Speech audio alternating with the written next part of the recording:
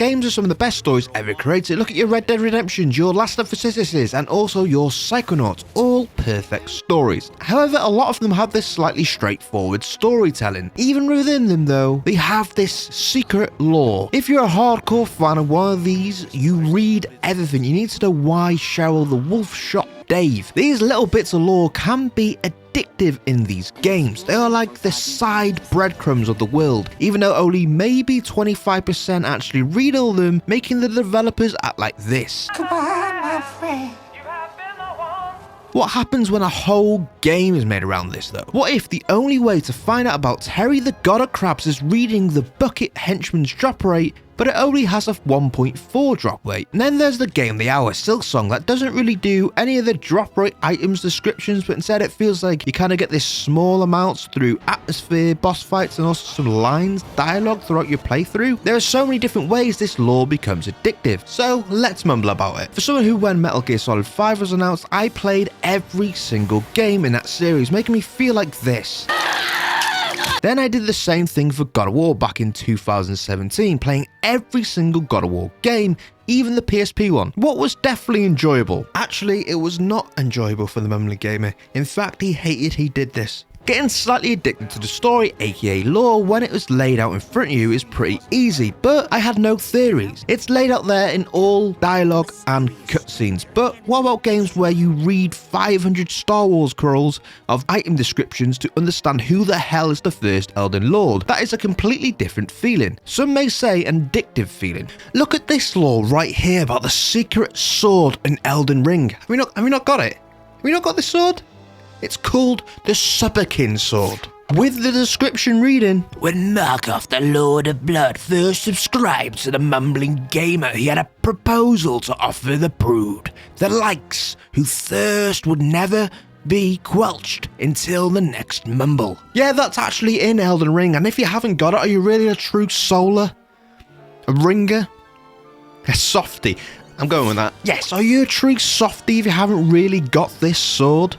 When you think lore-filled games, surely your mind doesn't go far from the Fromsoft games, and depending on when you jumped on the wagon, it will change what game comes to mind. Feel free to comment below what games come to mind to you. Mine is actually Dark Souls, Uno, because I'm an old soul and a slug. If you know what that means, if you don't, I will never tell. Anyway, most Souls games are really told through this way of lore. Item descriptions, we get kind of a appetizer through a voice line, some cryptic shiz with a dark, brooding god of sorts narrating it, what confuses the hell out of you most of the time, but then trying to explain it to other people like this. So what's this game about? Well, there was a god that rose up against the dragons, but he was helped not just by the soul, but also by the soul, human soul, or the dark soul that was broken up. But through the birth of the dark souls, men were made, but also immortality is a thing that can make humans go crazy. Gwen, that also means white, you know this because you can speak Welsh, goes to find this eternal flame, what kind of was already a thing but needs to be rekindled to make sure that people can live or die, to stop the eternal darkness. Then there is also Abyss, and I have a theory that the Abyss is connected to the eternal darkness, but I don't think it's ever confirmed. But his royal god also helps fight the Abyss, so it makes sense that his best god and him would be fighting the same thing. But you also fight his dog, what isn't really a cute dog, it's a massive wolf that holds a sword in the mouth. So why are they here crying last night? The dog is hard, okay? It's not until way later in your game that you fight that boss as well that could blow the story wide open. 20 hours depending on a lot of elements, 40 hours if you get stuck on the Elden Beast, what is just an overgrown jellyfish, one of the worst endgame bosses in Fromsoft. Apart from Demon Souls, I didn't really like that, but what was I talking about? Oh, sorry, I had a mumbling flashback for a minute. Let's continue. We pick up a sword, a shield, or a magic, or something that could literally give you a piece of that 20-piece puzzle of the enemy's life. And it could be something as small as this guy was the guard to something bigger, or the twin brother of the weak guy you fought at the beginning of the game. When you figure this out though, it makes you feel like you've accomplished something. You've got that reward, and you haven't been lying on the sofa since 8 AM writing this video. Hey, don't film me. It could have taken you 3 real days to beat that one boss. Either way though, you will defeat that boss and get that last piece of the puzzle. I believe in you. Random person right now trying to defeat that boss. and has been thinking about it, dreaming of it, you will do it. I promise you. And that's why this kind of works. None of this is kind of handed to you on a silver platter. There's always a risk to the reward, so to speak. This risk mostly being your time and patience and mental health. They're more served to you when you're tied to that chair on a platter of rusty nails, but in your case, you don't leave. Instead, you do this. Now, how's your mama? Ignore this terrible drug. Yeah. You carry on for a long time to get that little bit of knowledge. Do you need it to finish the game? No. Going back to Silksong though, for a minute, it doesn't really do any of this. There is no really reward for beating a boss, what is a kind of problem for my mind, and it's kind of the reason why I've kind of slumped off the Silksong game. There's just cryptic messages of information that expands the story instead of more sporadic, feels a bit random, with you coming across these NPCs that expand the story, what usually connects to a boss. I have a whole video on that one character, even though I have slightly dropped off since that. Not going to lie, Ghost of Yatoa is right there. Instead, it seems to focus a lot more on these environments of the games to show what is happening around you. It's really more subtle than a Soul series, especially in Silksong, when it all kind of goes around this pilgrimage and a lot of the NPCs talking about their journey. And through this, it sprinkles new information as you kind of continue through the game. You get to know more about the enemies you defeat and the world around you. And damn, how depressing the world is in this game. So why do we do this to ourselves? Is it the challenge? Is it the reward?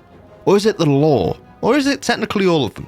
I remember back in the day, 9 years ago, I can't remember, I dipped my toe into the tomb of time of soft games. I realised this shit is not for the faint of heart. Then you get into this intro cutscene that isn't really a normal cutscene. Let's take Ghost of Tsushima for example, because I'm playing Ghost of Yatoa and it's on my mind as I'm trying to finish Silksong, but I've kind of moved on, but still, anyway. My apologies, I went into a mumble there.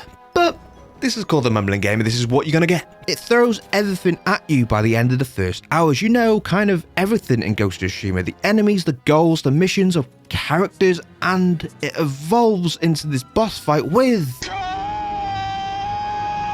The main character evolves over time as well. You see the main character go from this honorable path to the ghost persona. It's one of my favorite stories and gameplays in recent memory, but there's always a but. It feels like I'm not pushing myself through the story due to the lore as much as I am for a Fromsoft game. Still near perfect game in many different ways. This intro here gives you everything but also nothing. We get to know how this world is born, the introduction of death through the Dark Souls, I think, but the information of so many different characters, like why did Sith betray the dragons, what the hell is going to happen when the fire burns out, what is actually happening in this world after the dragons died, really gives you the first taste, that first frosted flake, that first wacky soul. What is that soul? What's that mean? Who the hell is the Gwen? And it really gives you the first hit of souls. I think you kind of get the picture now. A lot of these games have it, from even bad games like Dark Souls 2, Fight Me, to Elden Ring. Even kind of Souls-like games, I really hate that term now, they're basically just games with similar mechanics, still have these kind of elements. Silksong takes elements from it. I don't think it has a solid core of it. I've been playing it through.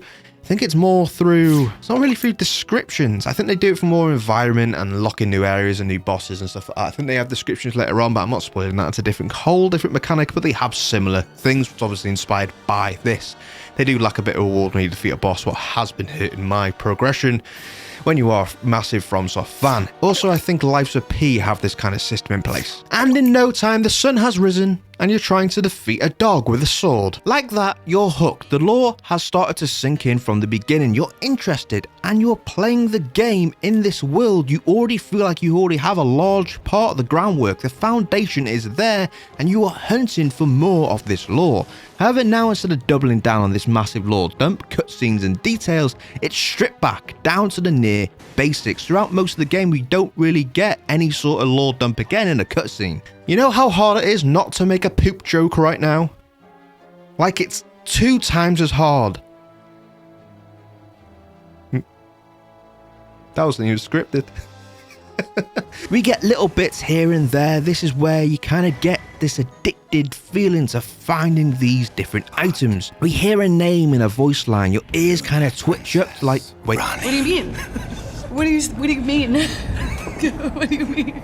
hours later you're still thinking about what that boss meant for a larger scale in the story. Then you could come across an item that loops that character to another and blows the doors wide open. A name could be mentioned that doesn't really feel important but ends up being one of the hardest, most important fights in the next 5 hours. Then lastly, maybe one of the most underrated elements is also the visual lore that is woven through these games as well. These kind of environments are worlds when you first walked into the Firelink Shrine, Lilith, or the Royal Capital area. You could spend hours looking around to find enemies that don't belong, a statue what you thought would be completely different, or even similar areas to other areas you've been to what have technically been lost to history or in a darker universe or in a different universe, I cannot remember. All these elements that make these lore moments so addictive. I thought you said it tasted terrible. It does, but it's smooth and mild. All over just who this guy is. There are whole channels dedicated to this, like Vertivida. I watch so much of that stuff and I can never really pronounce the name,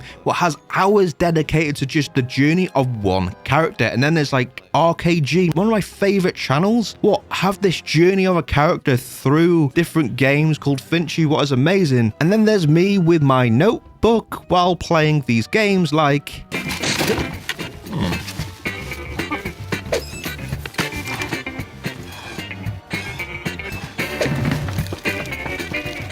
Even though I wouldn't really say a Dark Souls or any kind of Fromsoft game is my favourite story out there, I'm kind of a big fan of Kingdom Hearts and God of War, but I would say this method of storytelling is probably one of my favourites.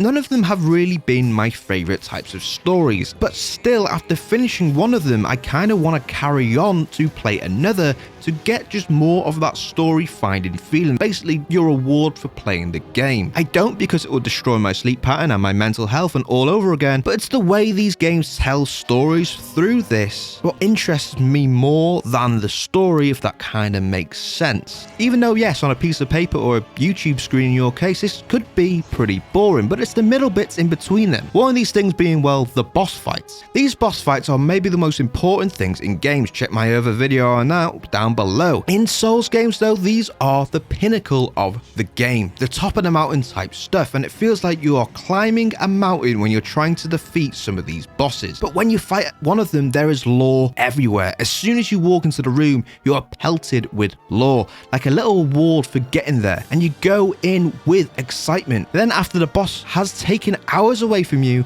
It's been kind of a crazy night.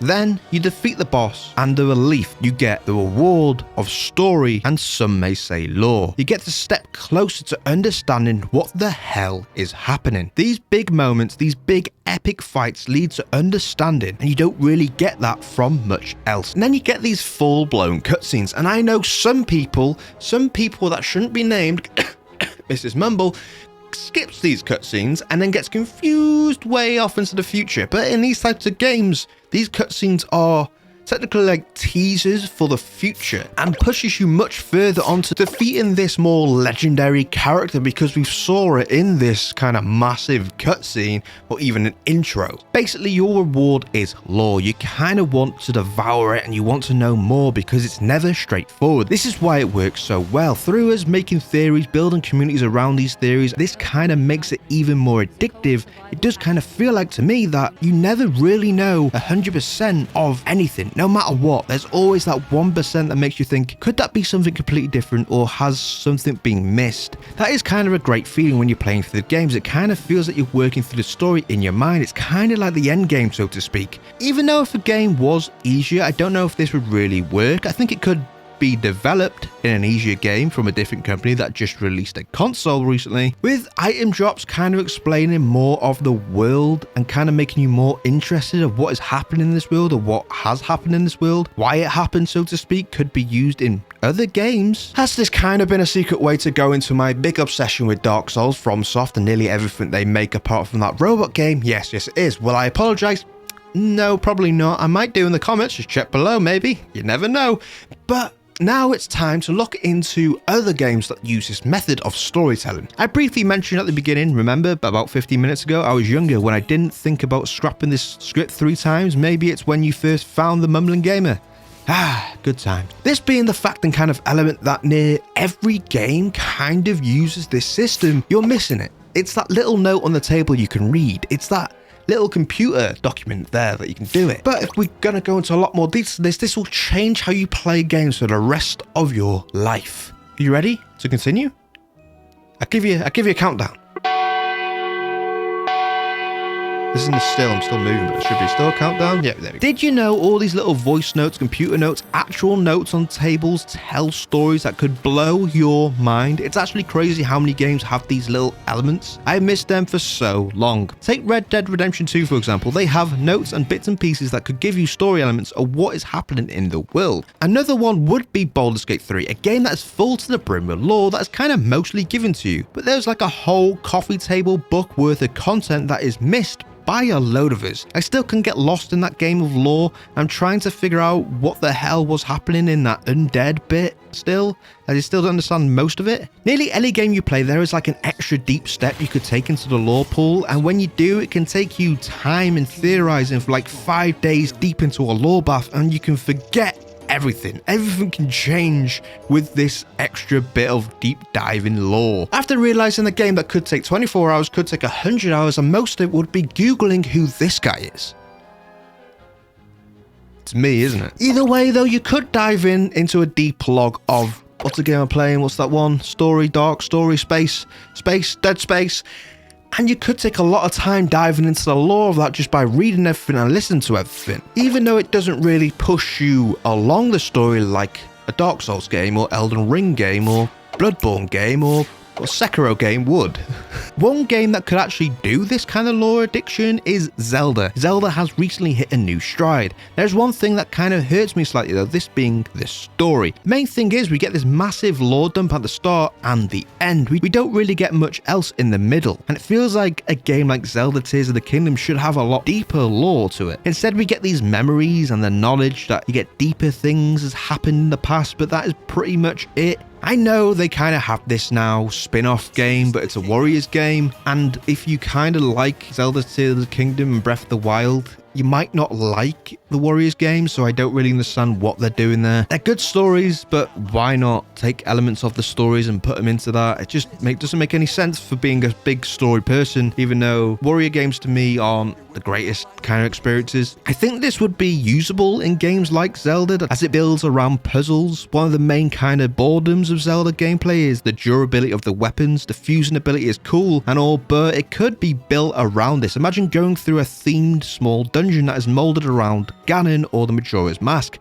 It leads you to this item like a mask, a shield, or sword, and it adds lore of the whole world. It hints to something different, a different location, or even just a simple past connection to something from the game. It just could be so much different and adds some themes to the dungeons, what do get slightly boring after a while for me. You find these hints of what has happened to this world through the descriptions, and it connects these lore strands, what we have massive books on through the game. It could actually bring the Zelda community more together through theorizing like the Dark Souls community has. With all the backstory that has been developed for the past games, I think it could even work better than some Fromsoft games. It would add a bulk of the story that feels like it's missing from the Zelda games for me. With them adding that extra difficulty mode in Breath of the Wild, still waiting on that mode for Tears by the way. Just take that extra step into story development please. Thank you. But that's it for this mo. What do you think? Are you addicted to the lore? Are you a skipper? A dirty little skipper? Anyway, comment below your thoughts and what do you think? Do you think Zelda should take more inspiration from Dark Souls? Let's hope they don't pattern it. Anyway, with that, that's it for this Mumble. Remember to subscribe for future Mumbles and I will see you, and like and subscribe, check the links below, and I will see you on the next Mumble. Why were you screaming last night?